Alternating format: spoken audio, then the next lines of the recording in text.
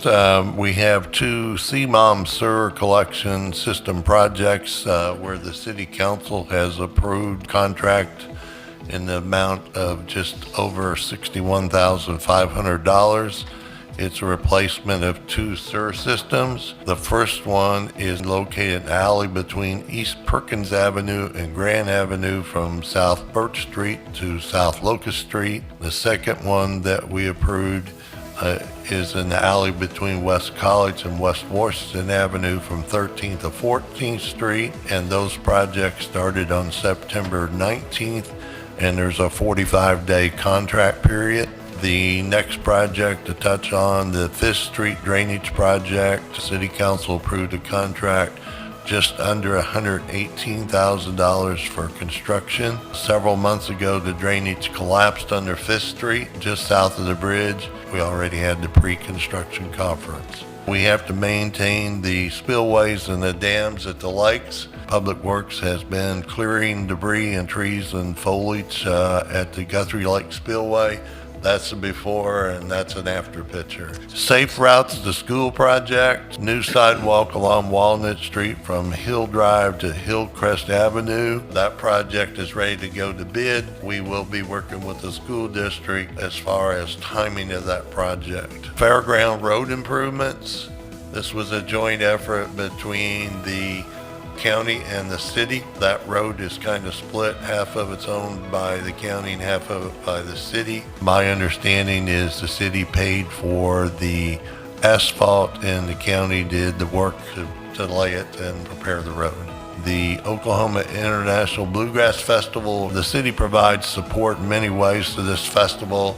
And this is just an example of Public Works setting the T-posts and the fencing for the event. We do mowing, a lot of things to accommodate this big event in our community. The next one shows demolition and cleanup of Banner School site. We did that project in-house, so it saved us a lot of money versus putting it out for bid and have a contractor do it using our crews. The next one, the Banner Park concept plan, would provide several new amenities and options, including small single-family picnic areas, our first splash pad, ADA playgrounds, walking trails, parking, Parks Department facility, and public restrooms. The city was able to save the Banner School monument, which will be included in the project as a monument marker for the park.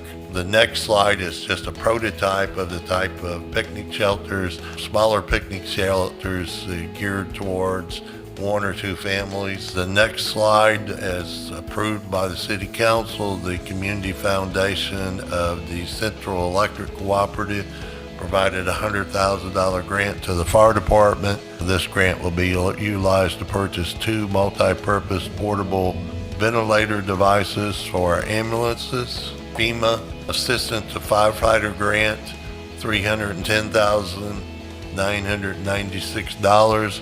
That's a 90% grant with a 10% match.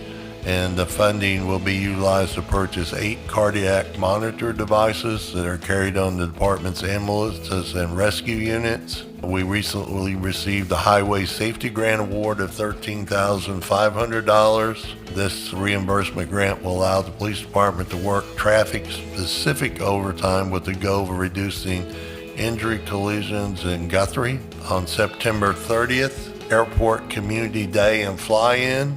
Multiple activities out there geared towards youth that may take an interest in aviation in the future.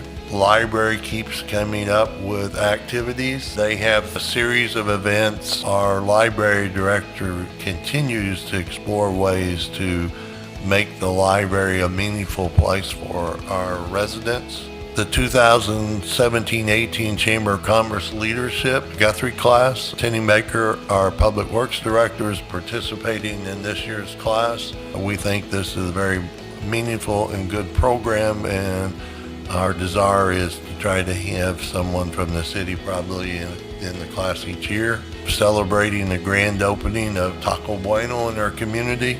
Discovery, Oklahoma is going to feature Staceys Place. We did a press release for the Guthrie Job Corps. Guthrie Job Corps reported that the center has a capacity of 532 students, but that enrollment currently stood at 408. Unless they approved by the end of October, they could potentially lose 30 to 50 local jobs. Hearing that, the city worked with the Guthrie Job Corps to do a news release to get that out and try to get some exposure for them. It's my understanding from the Job Corps, they recently met with the Department of Labor. They had seen this news release and they were not fully aware of the involvement of Job Corps and their support to nonprofits and city on the different projects they do and the amount of support they had in the community. And it was one of the factors they used to decide to not reduce the work staff when they met with them at the Job Corps, so they did not lose any positions. That's just some of the highlights of what's been going on at City Hall.